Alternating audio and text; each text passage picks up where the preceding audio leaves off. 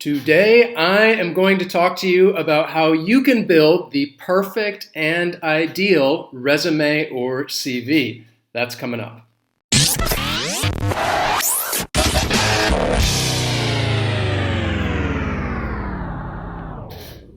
What's up, everyone? My name is Wes. This is Interactive English, which is the place that you want to be if you are looking to practice and improve your English skills. Now, today's lesson is one that has been requested by many of you, and it's more of a business English lesson because I'm going to talk to you about some useful and common sense ways that you can go about in building your perfect resume or CV. We're going to talk about how to build the perfect resume or CV.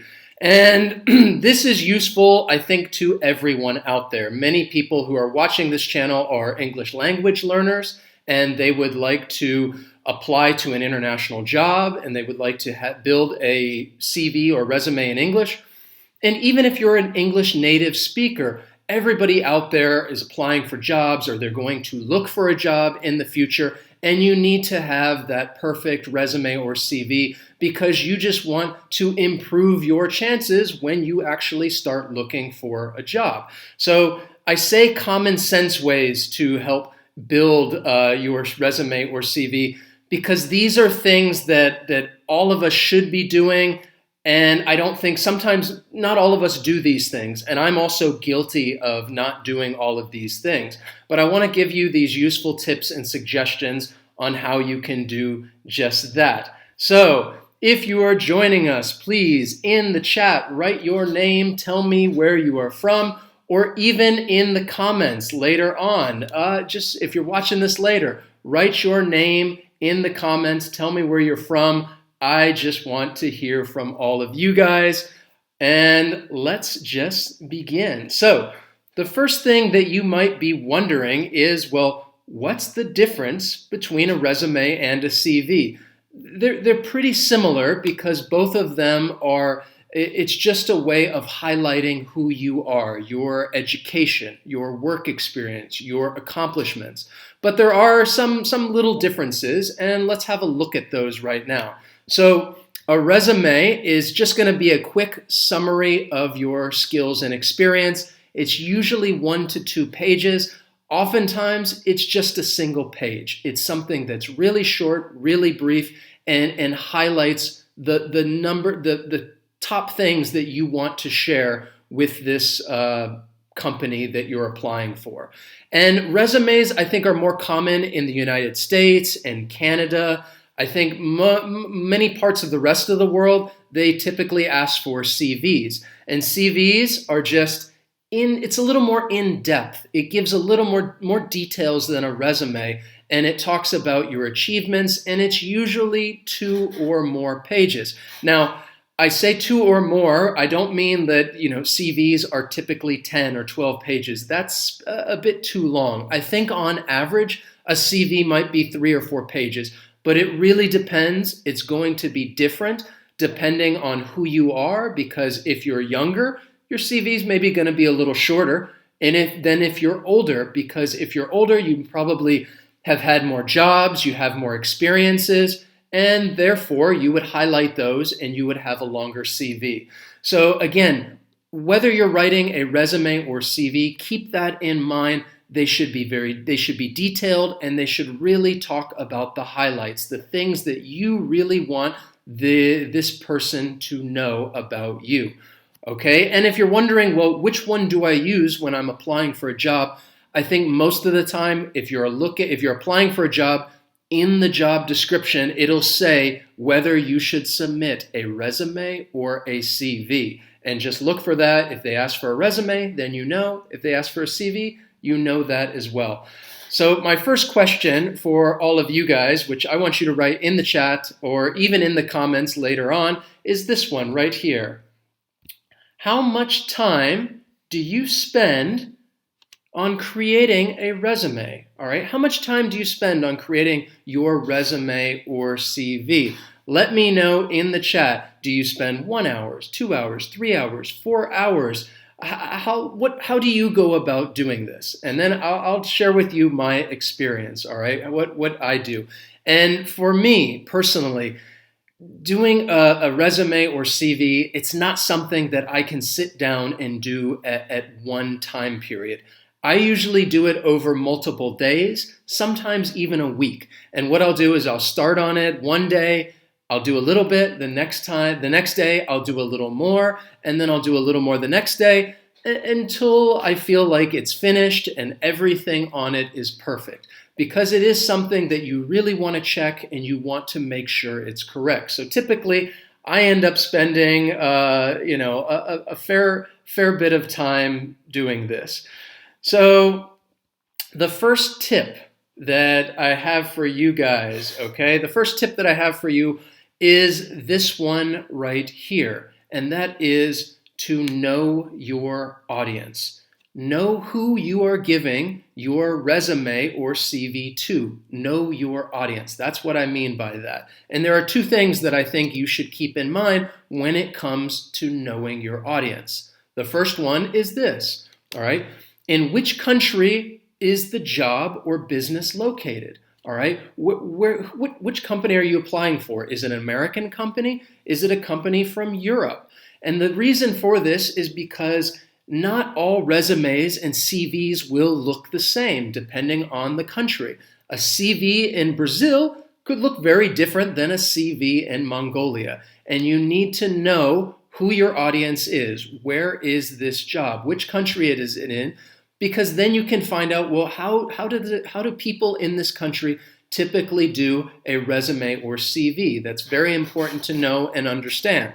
It's also important to know which field or industry are you applying to? Which field or industry? And the reason for this is because, again, if you're doing a resume for architecture, that can look very different than a resume for computer science or coding.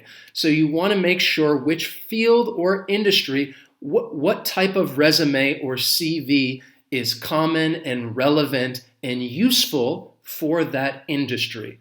And in order to do both of these, that leads me to my next tip and suggestion for you, which is so important, and that is do the research, okay?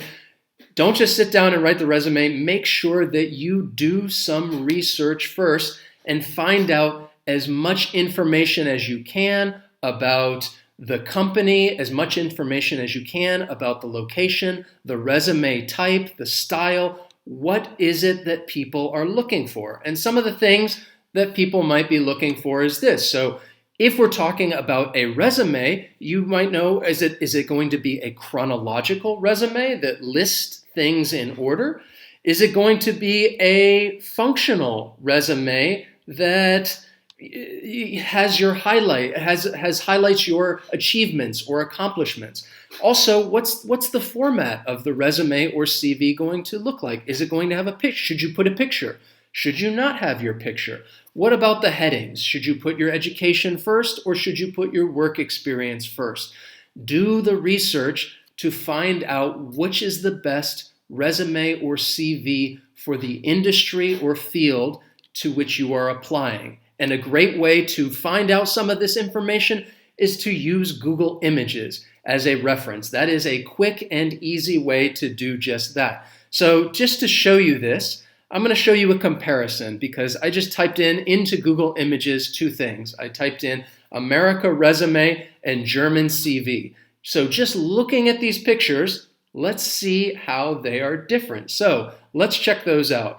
Right here, well, here we have the German CV, okay? So here's a picture. Here's just some pictures that come up of the German CV, and here's the American resume. America resume, German CV. America resume, German CV. Just by looking at those two, okay? Whoops, what can you guys see the difference? I think probably the first thing that you should have noticed is that the pictures, okay? On the American resume, there weren't really that many pictures on there. I think maybe it showed 2. On the German CV, most of them had pictures of the applicant, pictures of the person who's creating this CV. So this is a good way, Google Images is a good way to find some of this information out and get a lot of different samples. So you can read other people's resumes and kind of see what they look like. And at the end of this lesson, I have a little treat for you because I am going to show you my resume and you can see kind of what that looks like and get a feel for it. So the next tip that I have for you is this one right here, and that is to use action words. Use action words. Before we did a lesson that was more about action words that are adjectives that you can use for business interviews, for your next job interview. And I will link that up in the a card up above if you want to check that one out. But when I'm talking about action words, I'm specifically more talking about this, using action verbs, and also for grammar, writing in active sentences. So the reason we want to use action verbs like develop, create, manage, implement, structure, because these verbs stand out. If somebody's skimming through a resume or CV, these are words that typically jump off of the page and they're more interesting to the person who's reading it. They help emphasize your education, your experience, as well as your accomplishment. So it's very important that you use the right words when you are writing your resume or CV. Be very careful of that. Also, you want to make sure that you are using active sentences.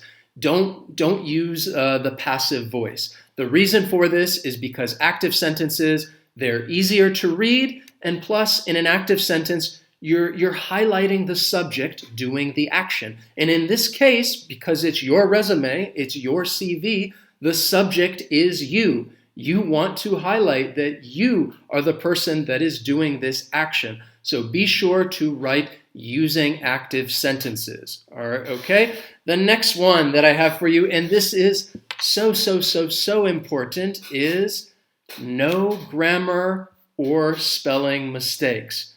Okay, you should make sure that there are no grammar or spelling mistakes on your resume and CV. That means that you need to check it again and again and again and again and again before you submit it. And I think it always helps. Send it to somebody else. Ask them, hey, can you look through my resume real quickly? Can you read my CV?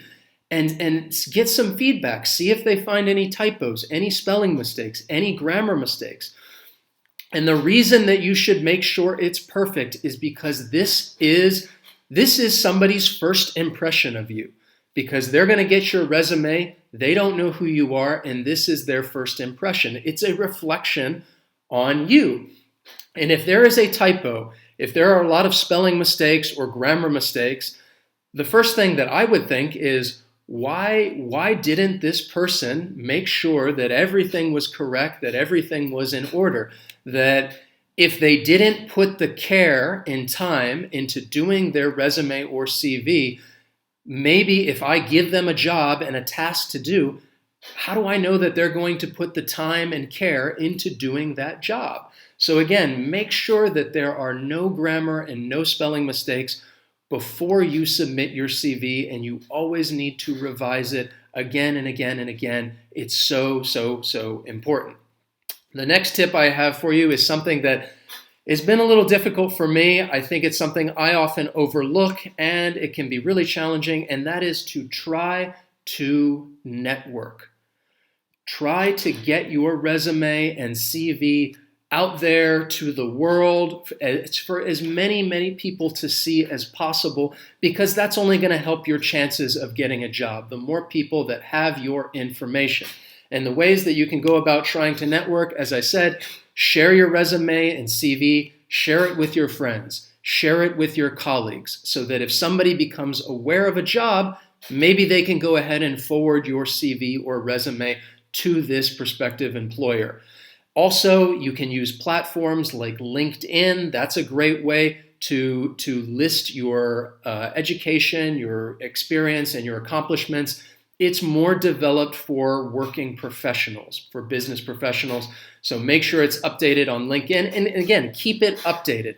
And this is something that I think all of us forget. I do as well. If you work somewhere for a few years and then you go back and you look at your resume or CV and think, oh, wow, this is old. I need to update it. Keep updating your stuff. Make sure it is current. You don't want to turn in and submit things that are old. And again, this is another thing, sell yourself. I just put that down there. That's a very American thing, I think, when people are trying to sell themselves and really say, this is me, I'm the best person for this job, please, please, please hire me. But I think it's always good to sell yourself and really highlight your education, your experiences, your accomplishments on your resume, and then network, network, network, network. That is only going to help you when it comes to finding a job and making sure that you are in the best position to get hired for that job. So what I want to do now is let's have a look at my resume. Okay, I want to share with you some of my resume, and we'll have a look through it. And I'll see, because I think there are some things that I need to do to change it around to make it better. Because I think, again, this is something, it's an ongoing process. We can always make and improve our resumes and CVs. So let's first have a look. So this is a resume from this year, okay? Now, right here, you can see that I've blocked out my address and my personal email because, again, if you guys want to get a hold of me, it's not that difficult. You can leave comments here, and Ioana and I usually respond.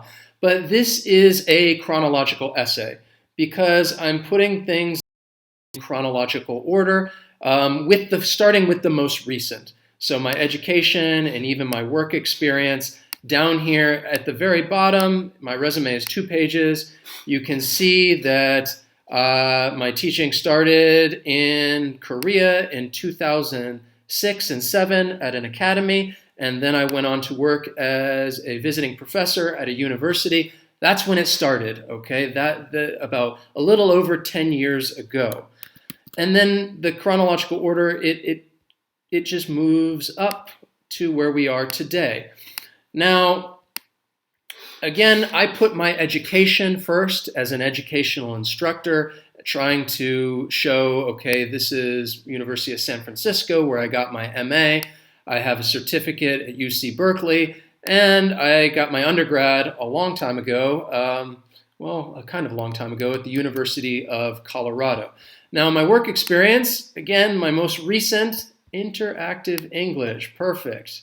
And I go through, you can see I've had a number of different jobs, but again, this is chronological order. There's other things that if I wanted to change this around and write more of a functional resume and highlight, maybe I'm applying for an administration job. This would be something I'd want to highlight. I was the director of an intensive English program in Berkeley, California. Before I was the director, I was the academic coordinator at that school. So I have some administrative experience. So if I were applying for an administrative job, then that might be something that I'd want to highlight and create more of a functional resume. Now let's look at some of the language and nitpick some of the language that I use in here. Some of the verbs, okay? We have, implement, develop, all right? Manage.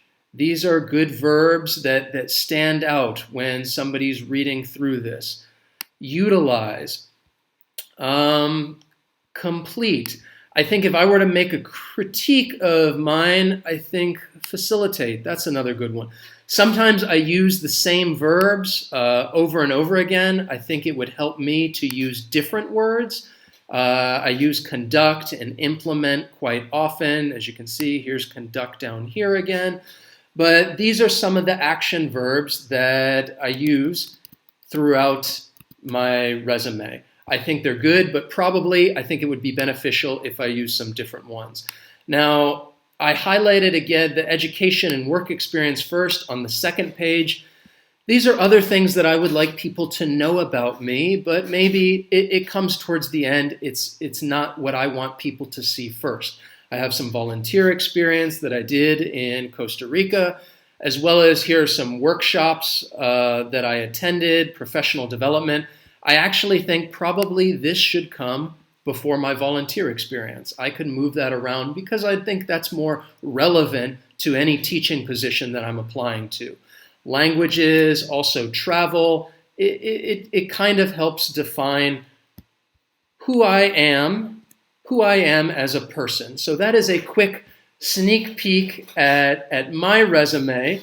And again, this is a way of me networking a little bit because I'm sharing it with all of you. So, and sharing that. But again, even in looking through my resume, there are things that I think I can go through and improve on and make it a little better so that it can stand out a little more. And also, if I were doing a CV, I have a CV, but it's a bit older. I need to update that. I should probably put my picture on there depending on the job that I'm applying for. But again, depending on the job and the industry, you need to do the research because it's not always going to be the same. The tips and suggestions that I gave you in this lesson, they're fairly universal, but it's going to help you understand the type of resume, the type of CV that you should be submitting in order for you to stand out so that they call you and say, hey, we want you to come in for a job interview. So one question that I have for you that I want you to write in the chat, in the comments is this. In the comment section, let me know, what's your dream job? What dream job would you like to have? If you could have any dream job in the world and you were going to fill out and complete a resume or CV for this job, what job would you guys like to have? I'd just love to hear from you guys. Write that in the chat. Write that in the comments.